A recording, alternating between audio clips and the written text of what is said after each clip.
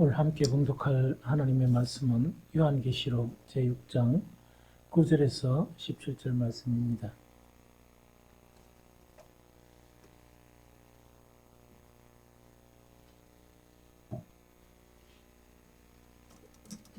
계시록 제6장 9절에서 17절 말씀입니다. 함께 읽도록 하겠습니다.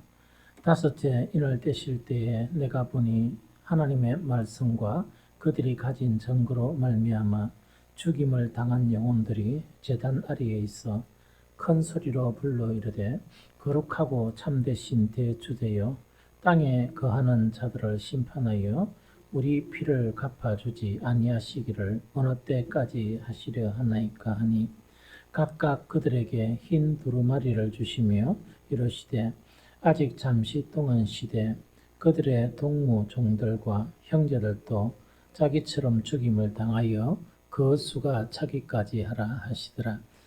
내가 보니 여섯째 인을 떼실 때 큰 지진이 나며 해가 검은 털로 짠 상복같이 검어지고 달은 온통 피같이 되며 하늘의 별들이 무화과 나무가 대풍에 흔들려 설익은 열매가 떨어지는 것 같이 땅에 떨어지며 하늘은 두루마리가 말리는 것 같이 떠나가고 각 산과 섬이 제 자리에서 옮겨지매 땅의 임금들과 왕족들과 장군들과 부자들과 강한 자들과 모든 종과 자유인이 굴과 산들의 바위 틈에 숨어 산들과 바위에게 말하되 우리 위에 떨어져 보좌에 앉으신 이의 얼굴에서와 그 어린 양의 진노에서 우리를 가리라. 그들의 진노에 큰 날이 이르렀으니 누가 능히 서리요 하더라. 아멘. 지난 한 주간 좀 쉬었고 그 다음에 이제 2주 만에 이래 하다 보니까 연결이 잘 안 될 수도 있죠. 이 말세에 그런 재앙 자체가 이제 크게 이제 세 가지 재앙으로 나타난다고 그랬죠. 하나는 인의 재앙, 인의 재앙이라는 것은 어떤 재앙이냐 하는 것 자체가 두루마리에 이제 기록되어 있는 것이 인봉이 되어 있는 걸 이야기해요. 그래서 지금까지 인을 하나씩 떼니까 어떤 재앙이 일어나는가 하는 것이 순서대로 이렇게 나타나는 것이 바로 인의 재앙이다 그 이야기죠. 그 다음에 이 나팔 재앙이라는 것은 뭐냐? 인 재앙 속에서 실제로 마지막 일곱 인째 인 있죠.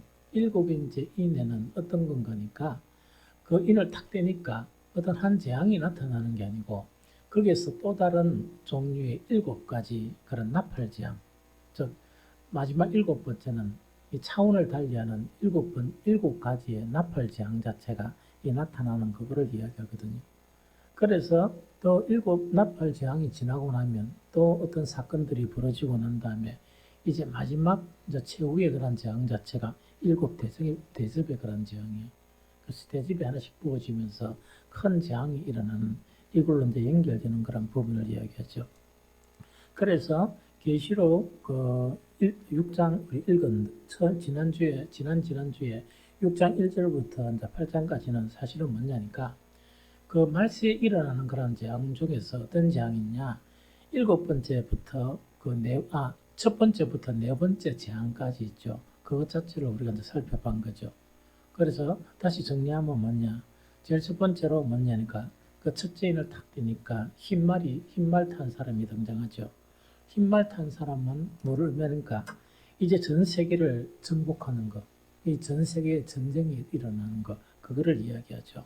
그래서 난리와 난리의 소문이 막 일어나는, 막 끊임없이 전쟁이 일어나는 그걸 이야기하고, 그 다음에 붉은 만도, 흰말은 전 세계 정복의 시작을 이야기하면 붉은 말 두 번째가 뭐냐?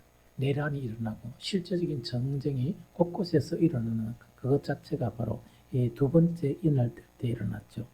그 다음 세 번째 딱 인할 때니까 뭐냐니까 그런 전쟁과 그런 내란 속에서 금은 말인데 이거는 뭐냐? 극심한 흉년 또 극심한 기근 자체가 일어나는 그거를 이야기하죠. 그 다음에 마지막 그 청황색 말은 뭐냐니까 이 병이죠. 그래서 정말 기근이 일어나고 역병이 일어났어. 역병이라는 것은 전염병을 이야기하죠. 전염병이 계속적으로 일어나면서 정말 사람들이 막 죽게 되는 그런 것 자체가 바로 뭐냐니까 이 네 번째까지 인월될 때 일어나는 그런 현상이다 하는 그 이야기죠. 그런데 이것 자체 이 네 가지 전체가 뭐냐니까 최고의 그런 그 마지막 그 환란은 아니다는 이야기죠. 그리고 아니고 이거는 단지 뭐냐니까 이 재앙의 그런 시작이다. 예수님이 말씀하신 그때는 이 재앙의 마지막 그런 재앙의 시작일 뿐이지 이거는 아직까지 시작이 불가다 하는 것 자체가 첫 번째 인부터 네 번째 인까지 일어나는 그런 부분이라는 이야기죠. 그래서 지금도 현재로 이제 살펴보면 이런 것들이 일어나고 있죠. 일어나고 있는 것이 뭐냐? 우리 전 세계는 지금 전쟁이 없는 곳은 없어요. 곳곳에 전쟁이 일어나고 또한 뭐냐니까 흉년과 이 기근 자체가 일어나면서 사실은 지역별로 보면 어떤 지역은 먹을 것이 너무 많아가지고 이래 이 뭡니까 그런 것도 있지만 정말 세계 곳곳에서 못 먹어가지고 아이들이 일어나서 말라 비틀어지고 또한 물을 이렇게 섭취하지 못하는 그런 현상도 이제 보게 되죠. 또 그것뿐만 아니고 이제 계속 전염병, 이 역병 자체가 일어나는 것.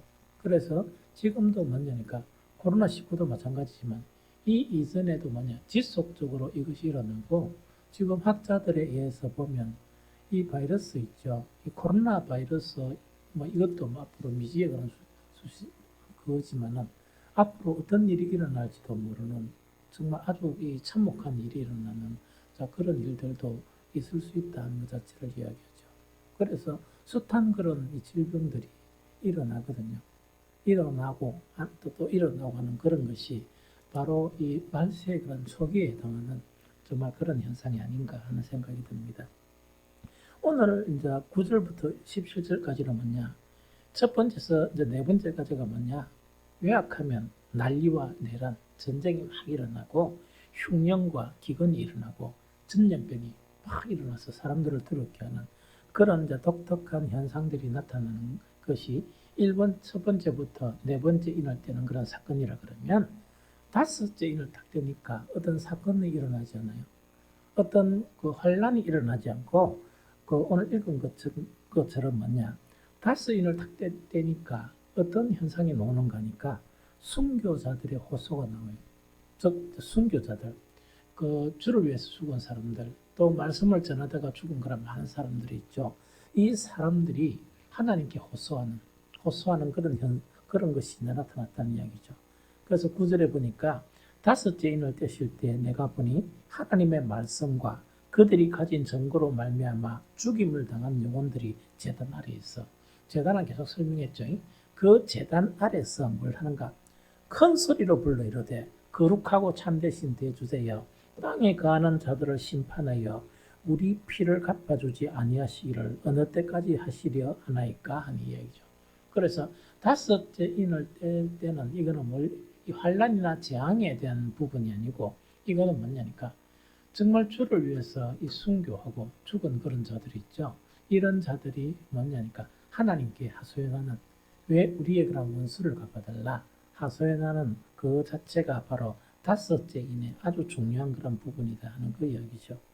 그러다 보니까 11절에 듣보니까 각각 그들에게는 흰 두루마리를 주시며 이르시되 아직 잠시 동안 시되 그들의 동무종들과 형제들도 자기처럼 죽임을 당하여 그 수가 차기까지 하라 하시더라. 이거는 기다리라는 이야기죠.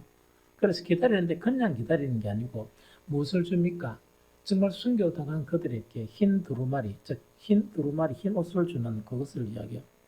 그래서 이 천국에서 본 사람들은 여기 말고도 뒤에 보면 항상 무엇을 소유하고 있습니까? 흰 옷을 소유하고 있는데 아마 이거는 그 우리 예수님의 그런 비유에서 보면 그 예복을 준비하는 그런 거와 유사한 형태인 것 같다 하는 그 이야기죠. 흰 옷을 받지 못하면 이거는 참 이 신랑과 이 잔치에서 참여하지 못하는 그런 현상처럼 흰 옷이라는 이야기죠. 흰 옷 자체는 뭘 의미하는가? 정결과 그다음 의로움과 승리. 가장 마지막에 승리인데 승리라는 것은 뭡니까? 믿음의 싸움에서 결국 승리하는 그거를 이야기하죠. 그래서 이 믿음이란 것은 오늘도 그 축일에 이제 이 세대를 보면서 이제 생각하는 것 자체가 뭐냐. 이 그리스도인들의 한 가지 속성이 싸움이거든요. 바울도 이야기했듯이 믿음에 서는 싸움이거든요. 믿음의 이런 싸움에서 반드시 승리를 해야 흰옷을 받아요. 그래서 승리하지 못하면 흰옷을 못 받거든요. 그런데 이제 목사로서 너무나 좀 마음이 힘든 거는 뭐가 힘든가 하니까 그리스도인들이 이 믿음 자체를 생각하는 것 자체가 영적인 어떤 싸움이나 필연적으로 싸워야 될 그 싸움 자체에 대한 개념이 없는 사람들이 너무 많은 거예요. 그러면은 영적인 싸움이라는 개념이 없으면 어떻게 되는가 하니까 시류에 따라 이래 몰리다가 저래 몰리다가 넓은 길로 우고 가면 그걸 우고 갔다가 또 이렇게 우고 갔다가 있죠. 그런 현상 자체가 계속 나타나다가 마지막에는 이 승리가 아니고 따라다니다가 이 볼일 다 본 그런 사람으로 전락이 되어져 버리면 그들에게 흰 옷이 주어질 수 있겠느냐 하는 그런 걱정이 너무 많이 돼요. 사실은 너무 걱정이 많이 되거든요.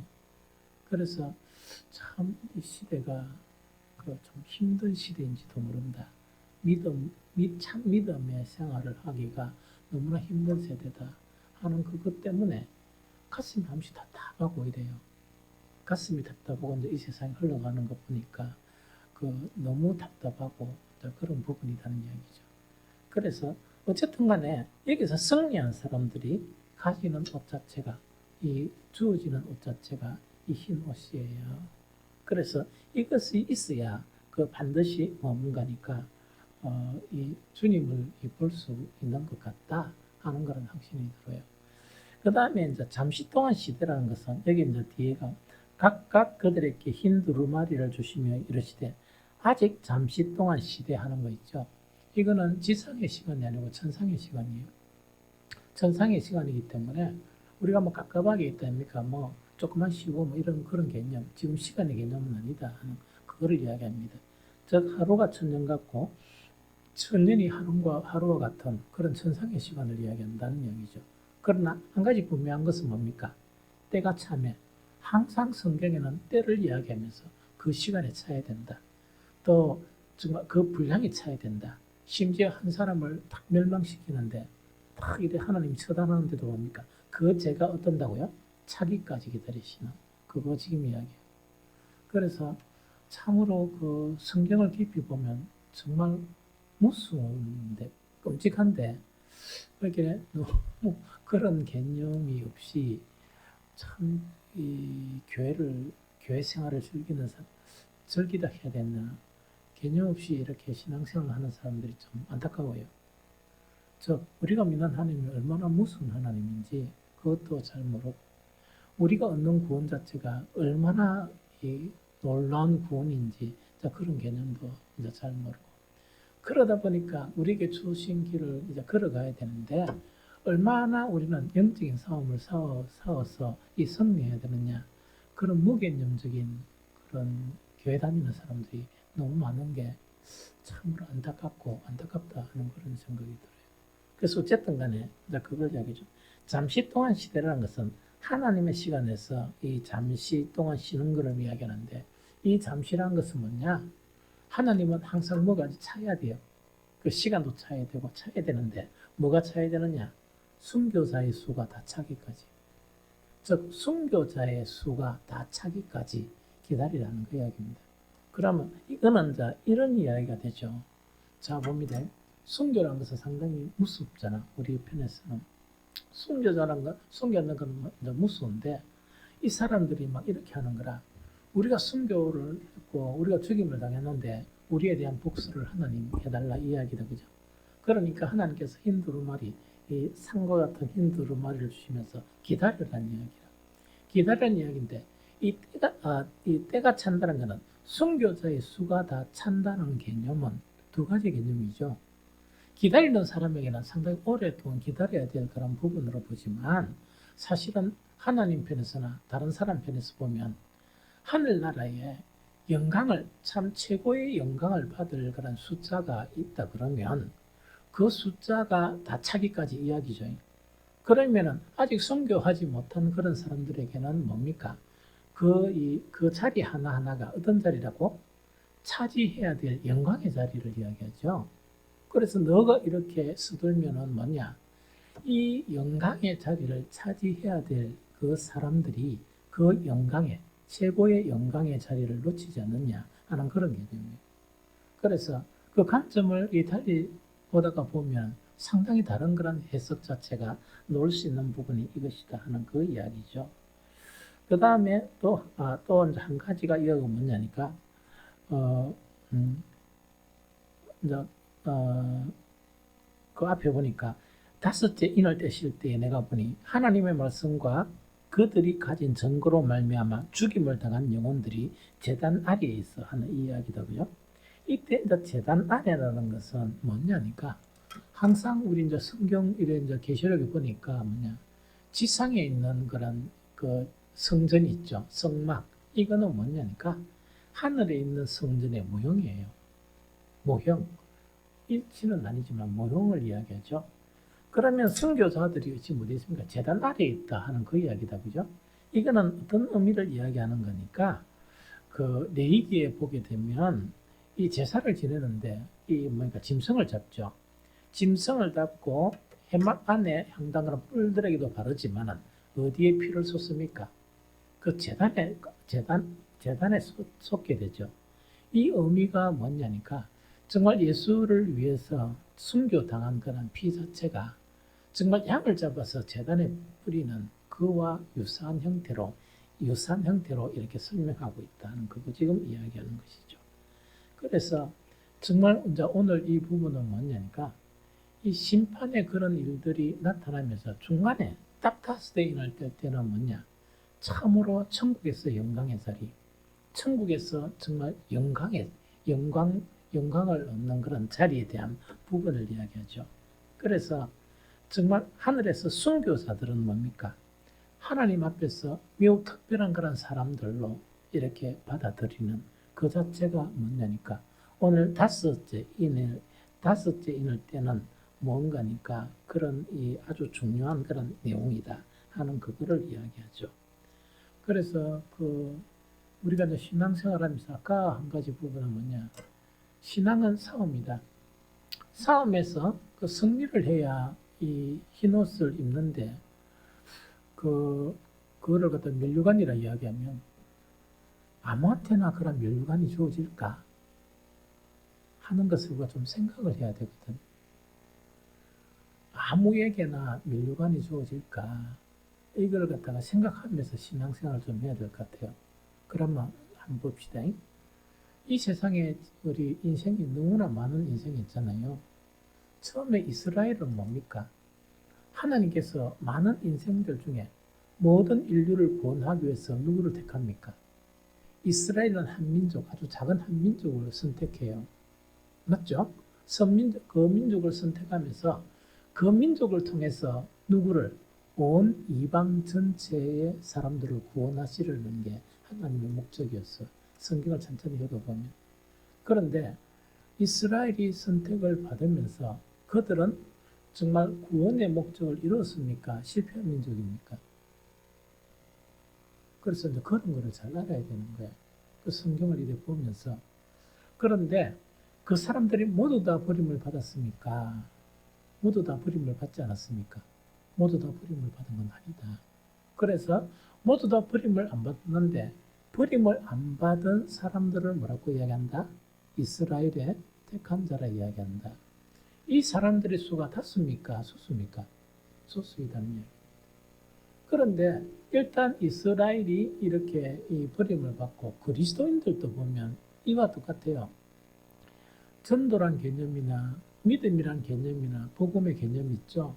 복음의 개념 자체가 우리가 자세히 살펴보면 우리가 어떤 때는 뭐 사람들이 전도 전략을 잘 세우고 막 교회를 어떻게 잘 세우고 막 이렇게 하면은 뭔가 이렇게 구원에 놀라운 일이 일어날 것처럼 이렇게 생각해요. 그러나 잠잠히 하나님 편에서 보게 되면 사람이 하는 일은 정말 바울이 이야기한 이 씨 뿌리는 거하고 물 주는 것밖에 안 됩니다. 나머지 99%는 누가 하시는 일입니까? 하나님이 하시는 일이에요. 하나님 하시는 일인데 어떤 사람을 통해서 하나님 일하십니까? 하나님을 믿는 사람, 참 믿음을 가진 사람. 참 믿음을 가진 그 사람을 통한 그 사람에게 하나님은 그런 믿음의 부여나 그런 놀라운 그 이적을 행하시는 분이 바로 하나님이시다는 그 이야기죠.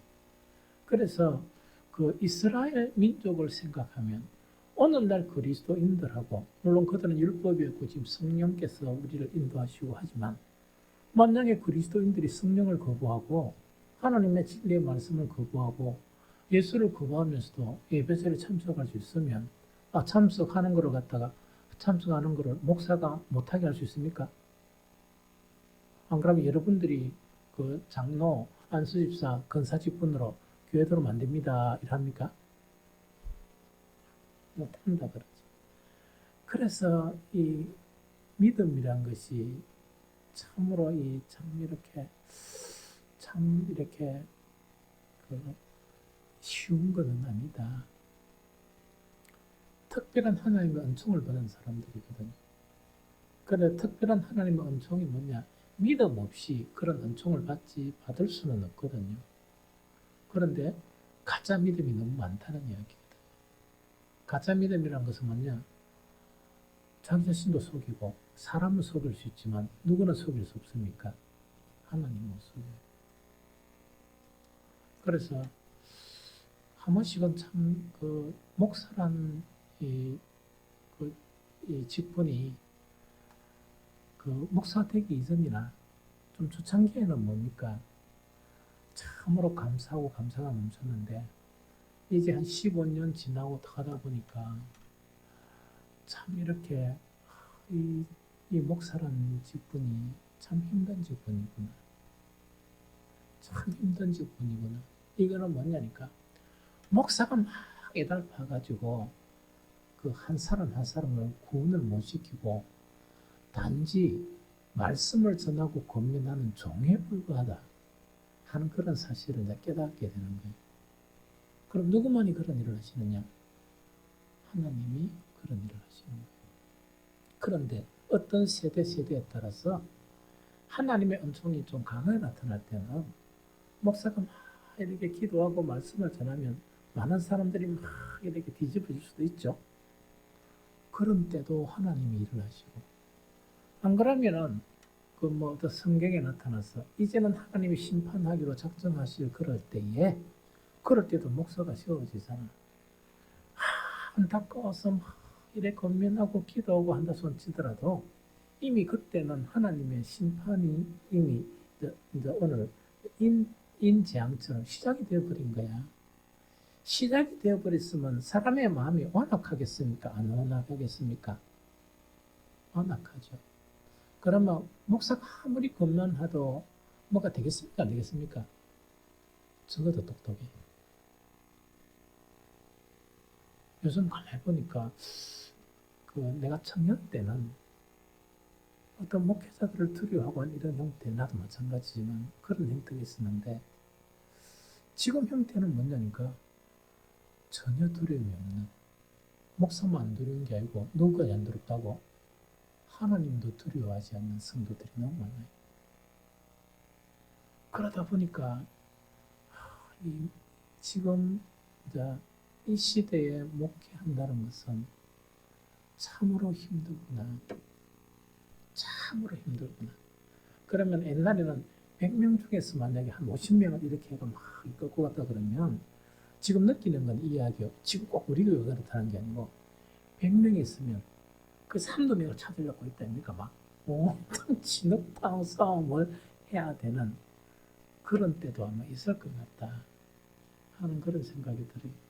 그래서 이건 사람의 일이 아니다. 사람의 일은 아니다. 그래서 어쨌든 간에 참 지금은 그 영적으로도 암울한 그런 시대이다 하는 그 부분을 이야기하죠. 어쨌든 간 그렇다는 그 이야기죠.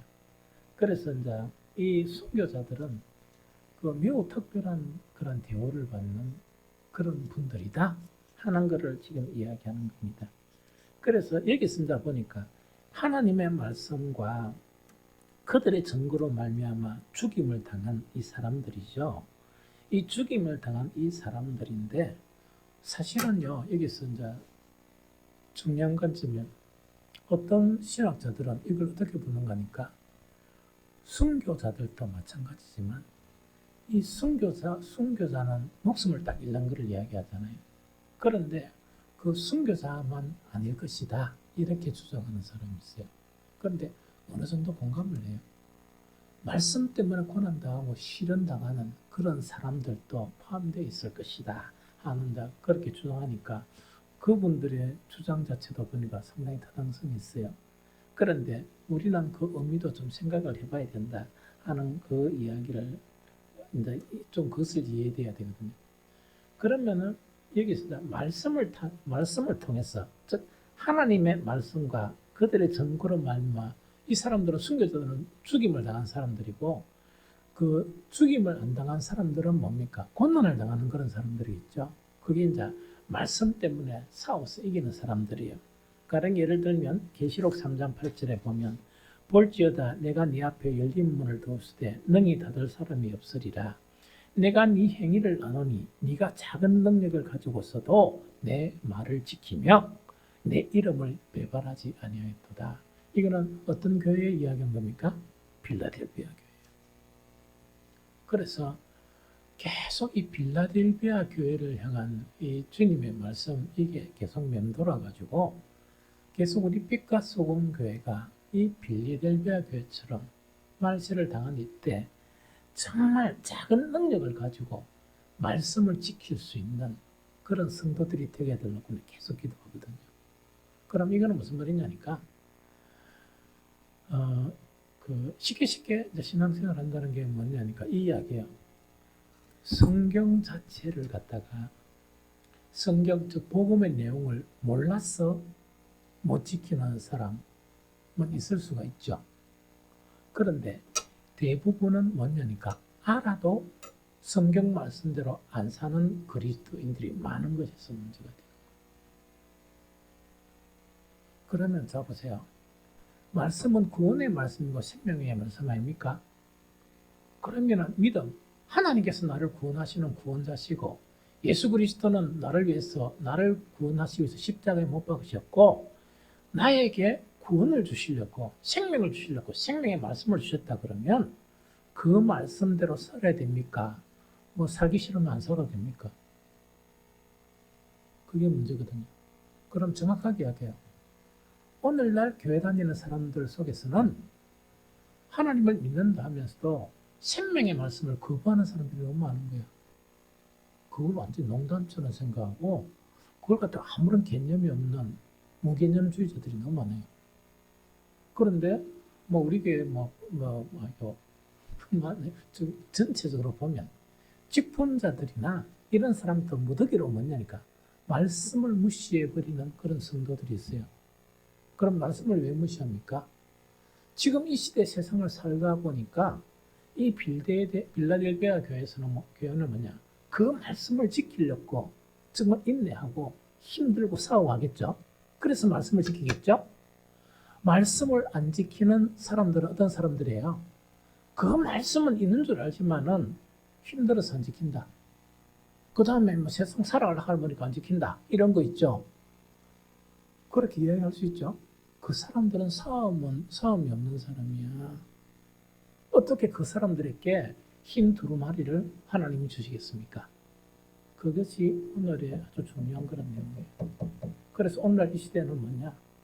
산산수훈의 내용만 지켜도 참으로 이 참 하나님의 그런 제자로 살 수 있습니다. 그런데 깡그리치게 무시하잖아요.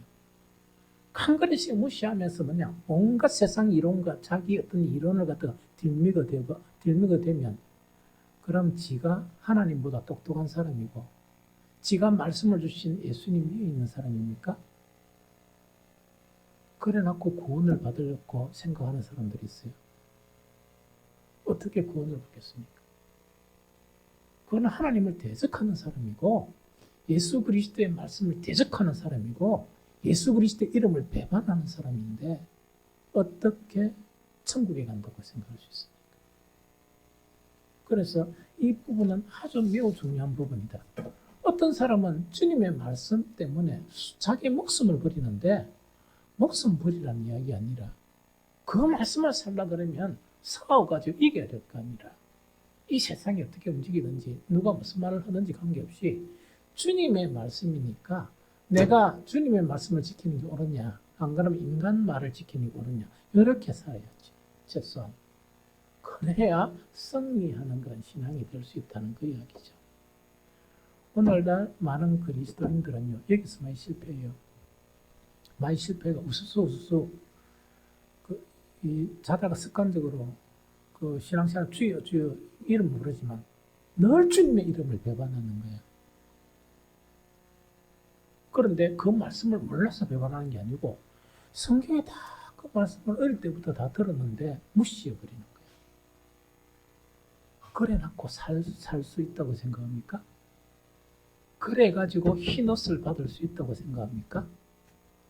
나 분명히 이야기할게요. 못 받습니다. 싸워야지 그렇게 살도록. 심지어 어떤 사람들은 뭐냐 자기 신앙 경력을 그래 살아도 안 된다는 걸 지가 지옥 가면 혼자 지옥 가면 되지 왜 다수 사람들을 유혹해가지고 그렇게 안 해도 된다는 것처럼 그렇게 이야기해요. 그런 사람들이 너무 많아요. 그 사람들이 바로 적그리스도라. 예수님의 말씀하고 달리 주장하는 거예요. 교회 안에서. 그거는 아니죠. 왜냐니까 예수님의 말씀 자체는 구원의 말씀이고 생명의 말씀이니까 그 말씀대로 살려고 해야지. 왜 살려고 하는 사람들을 방해합니까? 또 그 말씀대로 사는 사람을 핍박합니까? 그러니까 이런 사람들이 너무 많아요 지금 교회 안에서. 그래서 그게 이제 말세다 하는 그런 부분이죠. 그래서 그 이제 이 말씀 때문에 순교를 당한 그런 사람들은 상급을 받는데 우리가 고려해야 될 거는 뭐냐? 순교까지 당하지 않더라도 어떻게 해야 되느냐? 우리의 작은 믿음의 능력을 가지고 뭐 해야 됩니까? 말씀을 지켜야지. 또 말씀을 못 지키면 부끄러운 줄 알아야지. 부끄러운 줄 알면서 막 기도하면서 또 그 말씀대로 살대로 살게 해달라고 기도해야지. 그것도 말씀에 순종하는 과정에 기도하면서 막 주님의 도움을 구하면서 하는 거 있죠. 그렇게 해야 되지. 어디 뻔뻔스럽게 뭡니까? 말씀 무시해버리고 그건 안 되지. 그거는 절대로 안 됩니다. 그래서 모르는 말씀은 안 지켜도 괜찮아요. 그거는 뭐 앞으로 또 알게 되겠지. 그러나 우리가 성경에 아는 말씀 자체가 너무 많은데 그걸 안 지키는 것도 죄다. 그래서 믿음은 뭐냐? 말씀대로 살려고 해야 됩니다. 그래서 100% 말씀대로 못 살더라도 말씀대로 살려고 막 이렇게 애쓰고 힘쓰고 싸우는 싸움, 이 과정 자체가 바로 순종의 그런 과정이다 하는 것을 우리가 잘 이해해야 되거든요. 또 요거 이제 순교당한 말씀을 통해서 순교당한 사람들 있죠. 이 사람들의 예를 들면서 한 가지 더 말씀을 기억해야 돼요. 우리 같이 읽어봅니다. 사도행전 5장 27절 29절. 사도행전 5장 27절 29절.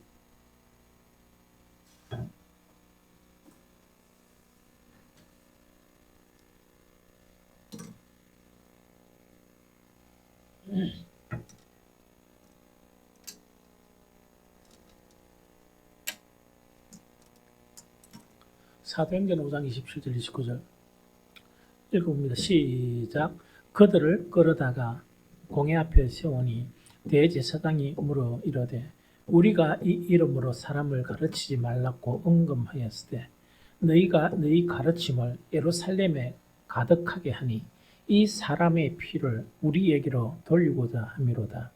베드로와 사도들이 대답하여 이르되 사람보다 하나님께 순종하는 것이 마땅하니라.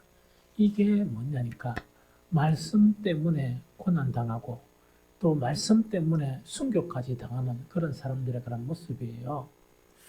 지금 뭐 어떻게 되는 건 앞으로는 잘 모르겠어요.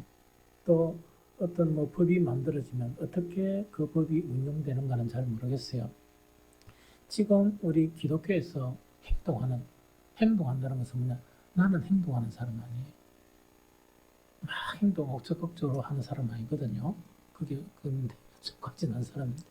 행동하는 사람들이 가장 두려워하는 게 뭐냐? 차별금지법 자체를 두려워해요.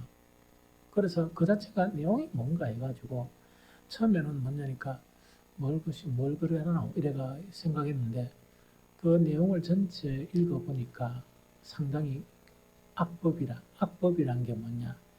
하나님의 말씀과 대치되는 법이에요. 하나님의 말씀하고 말씀을 공격하는 그 대치되는 그런 법이에요. 그 중에서 가장 중요한 한 가지가 뭐냐니까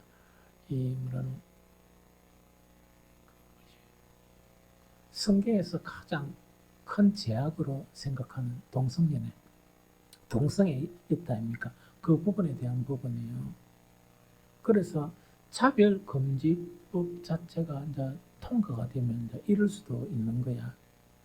만약에 우리 성도들만 딱 이렇게 하는 게 아니고 예배 참석하는 게 아니고 예배 참석은 모든 사람들이 다 참석할 수 있잖아요.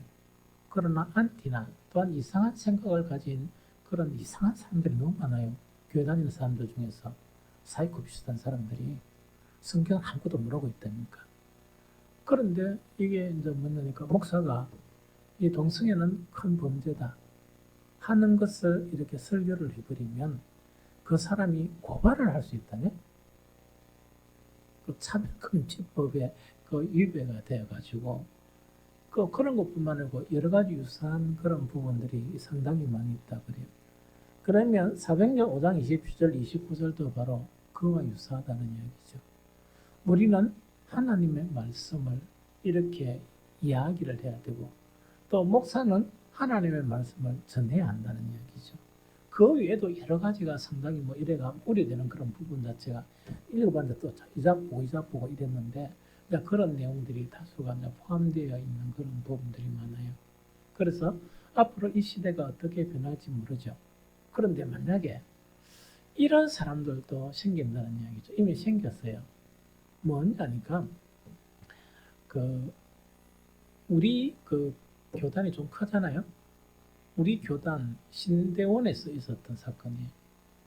신대원에 있었던 소수 젊은 신대원 아이들이 모여가지고 뭔가니까 소수성 자체는 보호해야 된다 하면서 이렇게 이 주장을 하면서 그게 언론에도 나오는 거예요.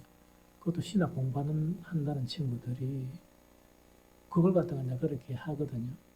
그래서 여러분들 이거는 왜 이렇게 생기는가 하니까 지금 신학 나왔다 그래서 다 전통적인 신학을 이야기하잖아요. 신대원 자체는 어떻게 하냐니까 대학 졸업을 할 수도 있고 다른 신학이나 이래가지고 올 수도 있습니다. 시험 치가지고 올 수 있거든요. 그 속에 뭐가 드는지 몰라. 그래서 또 그 집단들이 모일 수 있는데 그 정통적인 신학을 가르치는 데도 있지만은 아주 좀 기울어진 있다, 그죠? 혁신적이고 좌파적인 그런 신학도 우리나라도 있습니다. 그래서 그런 체계적으로 가르치다 보니까 성경 자체가 무시되는. 그래서 요새 한 번씩 텔레비 나오나 이름 목사 붙인 이름이죠. 목회하는 사람들 많아요. 그 사람들은 뭐냐?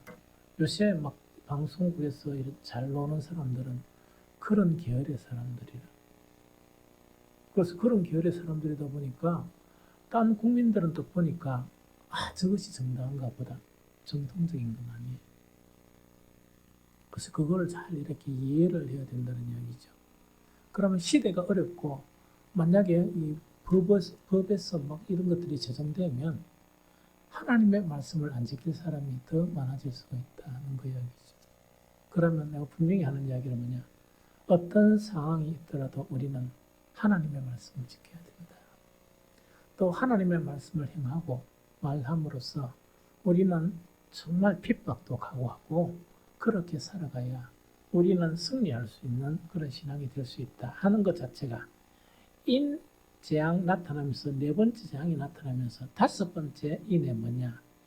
그 순교한 그 사람들 자체가 나타나는 거예요. 이해가 좀 되겠죠? 그러고 이제 연결해가 뭐냐니까, 연결해가지고 지금 이제 여섯째 인이 떨어지는 거라. 그럼 다섯째 인은 뭡니까? 순교한 사람들이 이제 보였죠? 이제 여섯째 인이에요. 여섯째 인 자체는 어떤 내용인가니까. 자, 봅니다. 다시 정리하면 우리가 처음부터 네 번째까지 인 자체는 뭐냐니까 전쟁과 그 다음에 뭡니까? 흉년과 기근과 그 다음에 뭡니까? 역병, 전염병이 막 이렇게 창궐합니다. 아주 요지를 딱 요약하면 이제 이것을 이야기해요. 그런데 여섯째 인을 딱 떼니까 어떤 일이 벌어나는가니까 천지와 우주 만물의 변화가 엄청난 이렇게 일이 일어난다 하는 것이 여섯째 인을 떼는 그런 부분입니다. 그래서 내용 자체는 어디 있냐? 12절, 17절이에요. 그래서 이거를 한번 읽고 다시 보면 내가 보니 여섯째 인을 떼실 때 큰 지진이 나며 해가 검은 털로 짠 상복같이 검어지고 달은 온통 피같이 되며 하늘의 별들이 무화과 나무가 대풍에 흔들려 쓰리건 열매가 떨어지는 것까지 땅에 떨어지며 하늘은 두루마리가 말리는 것 같이 떠나가고 각 산과 섬이 제자리에서 옮겨지며 요까지다, 그죠? 요 현상이 일어나는 거예요. 그럼 뭐냐니까 지상에서는 지진이란 게 일어나지만 지진만 일어나는 게 아니고 뭐가 일어난단 말입니까? 하늘의 어떤 그 현상 자체가 막 일어나요. 그래서 첫 번째 이제 하나씩 보니까 12절에 보니까 내가 보니 여섯째 인을 떼실 때 큰 지진이 일어나죠. 이때 큰 지진이 일어난다는 것은 뭘 의미하는가 하니까 하나님이 어떤 심판을 작정하시고 그 하나님의 사자들이나 하나님이 임할 때 지진이 일어나요. 이 무슨 말이겠죠? 그때 이제 지진이 일어나는 거예요. 이 지진이 일어나는데 그 성경에 보면 그 이 부분들이 이렇게 나와 있습니다. 사사기 5장 그 4절 5절을 보니까 그 여호와여 주께서 세일에서부터 나오시고 에돔들에서부터 진행하실 때 땅이 진동한다 하는 그 이야기거든요. 즉 지진 현상이 일어나는 거예요. 하나님의 그런 임재가 일어날 때는 지진 현상이 일어나고 또 이사야서 64장 3절에도 보니까 주께서 강림하사 하나님 임재하시죠. 우리가 생각하지 못한 두려운 일을 행하시던 그때에 어떤 현상이 일어나는가? 산들이 주 앞에서 진동하여 싸우니 즉 지진이 일어나는 거예요. 이 무슨 말인지 좀 알겠죠?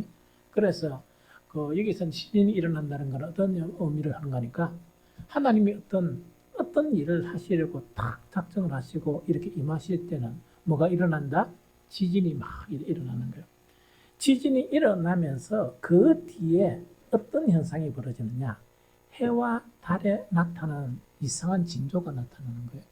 해와 달에 이상한 징조가 나타나는데 이거는 뭐냐? 해가 검은 틀로 짠 상복같이 검어지고 해가 검어지죠. 요거는 이미 한번 일어났습니까? 안 일어났습니까? 예수님께서 십자가에 돌아가시기 전에 뭡니까? 해가 어두워지는 그런 현상이 일어났어요. 온 천지가 낮인데도 깜깜한 현상이 일어났거든요.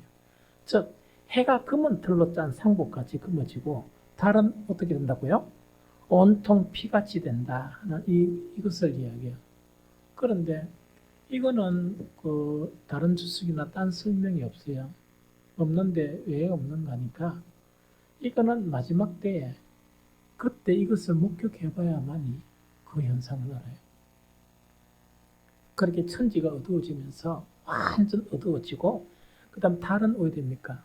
온통 피같이 변하는 그것을 목격하게 된다는 그걸 이야기합니다. 그런데 이 현상이요 구약에서도 예언을 하고 있어요. 예언을 하고 있는데 요엘서 3장 15절에 보면 어떻게 예언하고 있는가 하니까 주님의 날에 대한 요엘서는 주님의 날이 뭡니까? 그 예수님의 마지막 재림을 이야기해요. 주님의 날에 대해서 이야기하면서 해와 달이 깜깜하며 별들이 그 빛을 그 빛을 거두도다 이래 돼 있어요. 그래서 말세에 손자 이거는 아까도 얘기했지만 일곱 이는 최후입니까? 안 그러면 가정에서 시작 단계입니까? 시작 단계일 뿐이에요. 이거는 시작 단계일 뿐이거든요.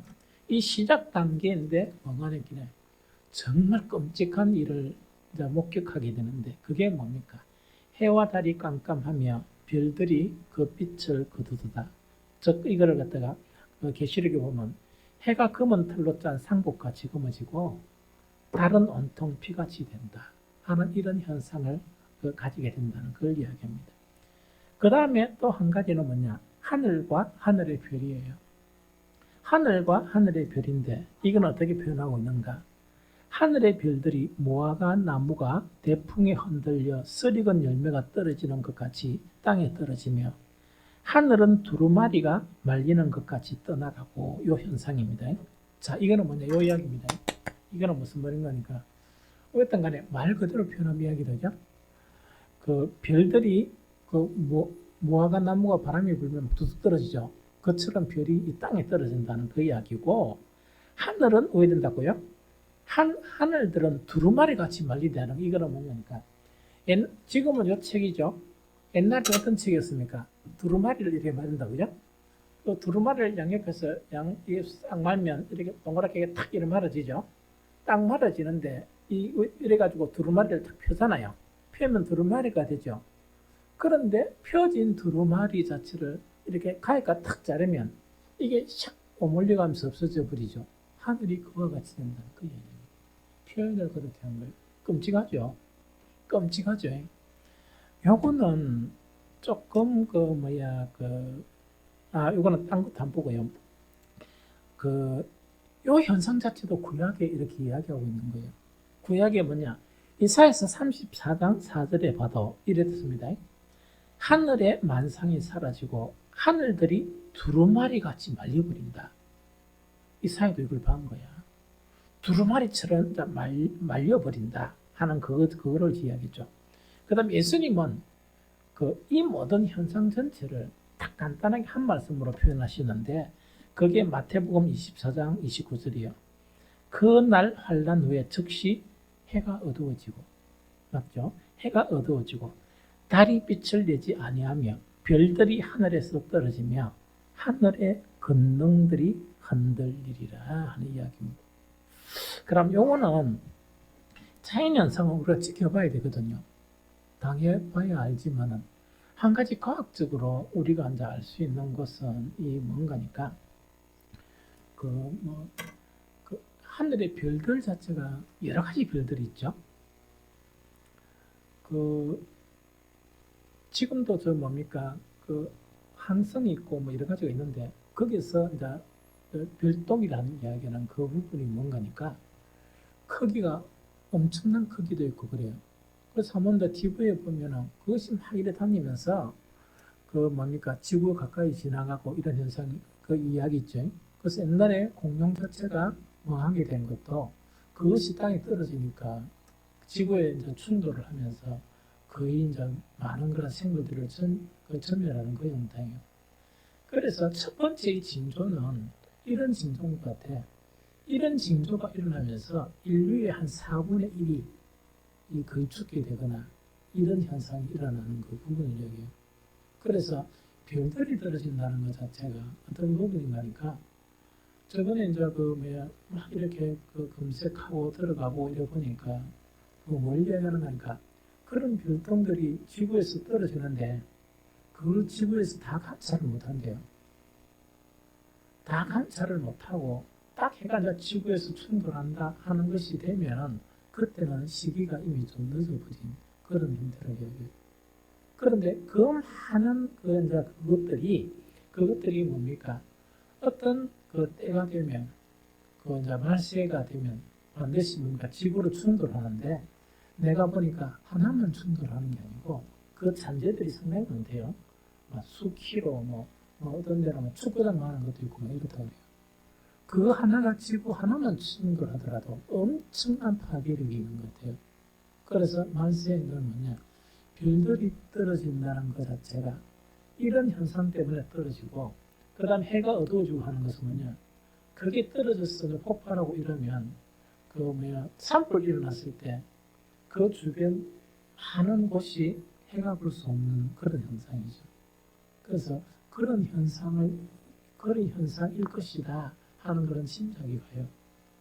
그래서 마지막 때가 되면 그런 현상이 와서 아마 그 지구의 그 몇 분의 몇이라 4분의 1 자체는 죽임을 당하게 된다. 즉 뭐냐니까 4명 중에 한 명은 그런 죽임을 당하게 되는 그런 일이 일어나지 않느냐는 그걸 이야기합니다.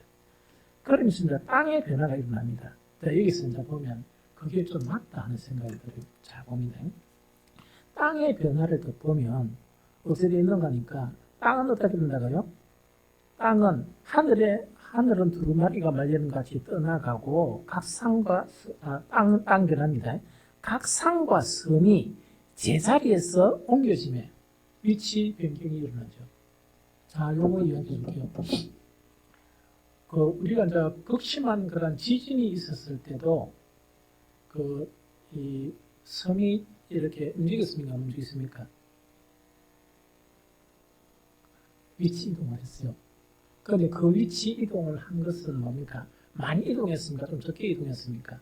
좀 적게 이동을 한 거예요. 그런데 이제 과학적으로 이제 살펴보면 어떻게 되는 거니까 만약에 그런 작은 거기 이제 떨어지잖아요. 떨어지면은 이제 바다에 떨어지면 큰 해일이 일어나요. 큰 해일이라는 것은 부산에 한 대다수가 물에 잠겨버립니다. 지상은 다 잠겨버리고. 다 잠겨버려요. 근데 연산동이 할 것 없이 물에 다 잠겨버립니다. 다 잠겨버리고 거기서 만약 해일이 일어나서 잠겨버리거든요. 그런데 그 별똥 자체가 그 지구 땅에 떨어지잖아요. 땅에 떨어지면 파괴력이 엄청나게 일어나요. 그런데 땅에 떨어질 때 어떻게 떨어지는 거니까 그냥 돌이 슉 떨어지는 게 아니고 불덩어리가 떨어져요. 불덩어리가 떨어지면서 땅과 접촉하면서 그때 일어나는 충격, 열, 이것이 대단해가 그 천력 자체가 이 화재가 다 일어나요. 큰 화재가 일어나요. 그 지표가 흔들리면서. 이렇게 되면 뭐냐? 지진이 일어날 때 이 지각 변동이 일어나는 산이 움직여지고 하는 그런 형태가 아니고 정말 큰 엄청난 충격적인 일이 일어나요. 어떤 경우는 산 자체가 왜 됩니까? 앉아가지고 이 바다가 될 수가 있고 바다에 있는 것이 올라와가지고 산을 일으킬 수 있는 그런 형태가 일어나는 것이 뭔가 별똥이 지구에 이렇게 충돌하면 일어나는 현상이에요. 지금 바다에 잠긴 도시들 여러분들 봤죠? 봤다 그죠? 그것이 이제 그런 현상이다 하는 것을 그거는 뭡니까? 이미 있는 일이고 과학적으로 증명된 일이다. 그러면 아까 이제 한 게 다 맞는 거라. 이렇게 하나님께서 오시면 지진은요 하나님이 임하는 그런 부분 같으면 정말 이거는 뭐냐? 해와 달이 이렇게 일어나는 것은 뭐냐? 그 일에 별똥이 떨어지면 어떻게 됩니까? 깜깜해가지고 그 천력 자체가 시커매해가지고 어두워지고 그 하늘이 없는 것처럼 그렇게 보여져요. 그러면서 많은 사람들이 죽게 되고 고통을 당하게 되고 그러면서 나중에는 또 뭐가 옵니까? 역병도 일어나고 이런 거 있죠. 그런 고통이 뭐냐? 그 인때는 그 고통에서 일어난다는 그 이야기입니다. 그러면 이 인의 재앙에서 살아남은 사람들이 있죠. 살아남은 사람들의 반응은 뭐냐? 그건 같이 읽어봅니다. 그것이 뭐냐니까 6장 15절에서 17절 요것만 읽어보면 됩니다. 6장 15절에 17절 자 읽어봅니다. 시작. 땅의 임금들과 왕족들과 장군들과 부자들과 강한 자들과 모든 종과 자유인이 굴과 산들의 바위 틈에 숨어 산들과 바위에게 말하되 우리 위에 떨어져 보좌에 앉으신 이의 얼굴에서와 그 어린 양의 진노에서 우리를 가리라. 그까지만 그죠? 그럼 여기서 이제 그 15절에서 보면 뭐냐? 7부류의 사람들이 언급돼요. 그래서 계시록은요 공통적인 부분이 있는데 7이라는 숫자는 뭐냐? 이 인류의 전체를 이야기할 때 7부류로 나누는 거예요. 7부류로 나누면서 어떻게 나눈다고요? 임금, 그 다음에 왕족, 장군, 부자, 강한 자, 종, 자유인. 이라면 7 맞죠? 그렇죠? 그럼 이거는 뭐냐니까, 이거는 왜 7 종류의 부류를 나누는 거니까, 각 시대마다 그 이제 완전한 부류를 다 이야기하는 거예요. 그럼 이거는 우리는 어떻게 해석하면 된다? 모든 사람인데 최고 권력자나 안 그러면 종이나 가릴 것 없이 모든 사람이에요. 그러면 이런 이제 그 인재앙이 일어나면 왜 됩니까? 왕도 필요 없고 장군도 필요 없고 돈 가진 것도 필요 없고 뭐 있다니까 어디에 숨어 있다? 어디에 숨는다고요? 굴과 산들의 바위 틈에 숨어 있다 하는 그 이야기입니다. 나는 이걸 딱 보면서 참 그 우리 사람들이 참 잘 살아야 될 건데 하는 생각이 듭니다. 이때가 되면 뭐 집이 몇 채고 뭐 건물이 있고 없고 다 무너져요. 여러분들 그 별똥별 떨어지면 뭐가 제일 먼저 무너지겠습니까? 고층 아파트 다 무너집니다. 그리고 그때 일어나니까 도가 막 기도하면서 주여 내 아파트 내려 쓰레기 줬습니다. 아파트가 한 채든 두 채든 세 채든 궁궐 같은 집이든 아무 소용이 없이 사람이 살 수 없는 것이 돼요. 그러면은 그때 잘난 사람 못난 사람 권력 있거나 못 있거나 관계없이 뭡니까? 그 별똥별 피하고 굴반 있으면 다 기다려보게 됩니다. 살렸고 그게 인생이에요. 그게 인생입니다. 그래서 요즘처럼 이렇게 벌써 말세의 징조가 보이잖아. 그래서 이거는 7인에 들어갔는지 안 들어갔는지 잘 모르겠지만 이런 징조가 보이는데 정말 정신 차리고 살아야 돼요. 믿음을 가지고 욕심 부리지 말고 참 믿음으로 승리를 해야 돼. 그래서 좀 제발 우리 성도들은 욕심은 잉태하면 바로 그게 죄를 낳아요. 죄를 낳고 죽음의 길로 가게 돼요. 못 삽니다. 구원 못 받습니다. 그래서 적당하게 자족하며 사세요. 적당해. 그러면 항상 청지기 같이 내가 잠깐 이래 살다가 나는 천국에 간다 이렇게 생각해야 되지. 이게 영원한 내 집인 거니 이게 뭐 영원한 나의 것이니 그래 생각하는 것은 믿음이 아니에요. 우리 교회도 마찬가지야. 만약에 막 별똥별이 떨어지면 여러분들이 기도하면 우리 교회는 다 휩쓸어질 것 같지? 그때는 하나님의 심판이 때가 되면 우리가 휴가 먼저 되는지 안 되는지 잘 모르겠지만 이 세상에 있는 것들은 다 무너져요.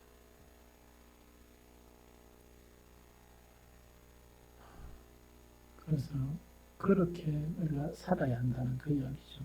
그래서 그때가 되면 뭐냐니까 절대로 안 가던 굴이나 바위틈에 숨어가지고 생명을 부지하려고 이렇게 얼굴 들게 된다는 그 이야기죠.